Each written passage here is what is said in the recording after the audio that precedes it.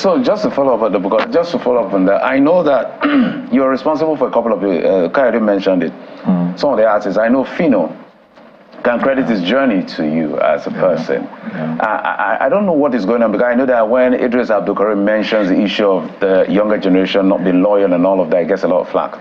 Do you also feel some kind of way or do you feel disrespected sometimes by this younger generation, or there are certain things you expect you're not getting from them?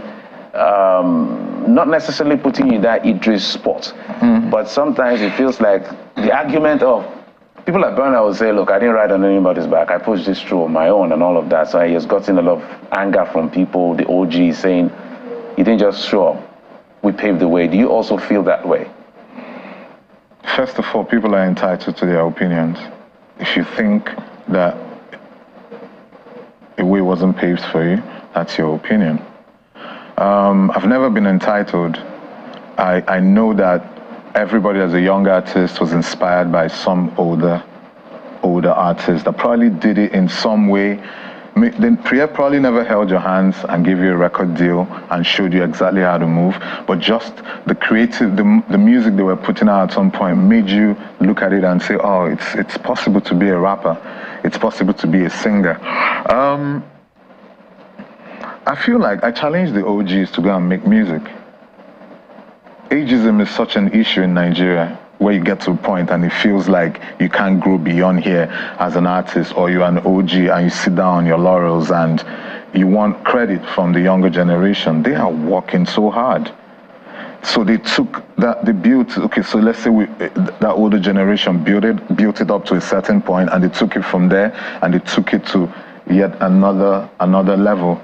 You know, in terms of Flowers, our music is also poorly documented. So a lot of young artists don't even know what the OGs did. So they can't, off the top of their head, say, oh, this is the guy that invented this sound, or this is the guy that invented that sound. So they are moving in a space where they feel like they are creating things as they move. And they have so many tools to grow.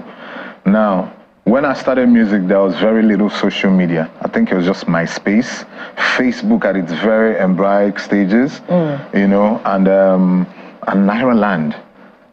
These were the only places you could find information. But now you have all kinds of tools. You could blow up making music from a little room in your house.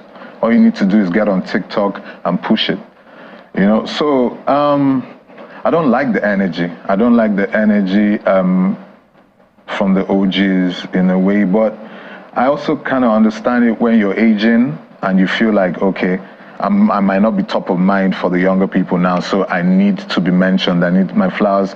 You know, the younger artists ought to just research more, find out who's who, give their flowers to them, you know, and then the older artists need to keep working. There are no age barriers. Nobody should ever restrict you. You have fans. You always had fans.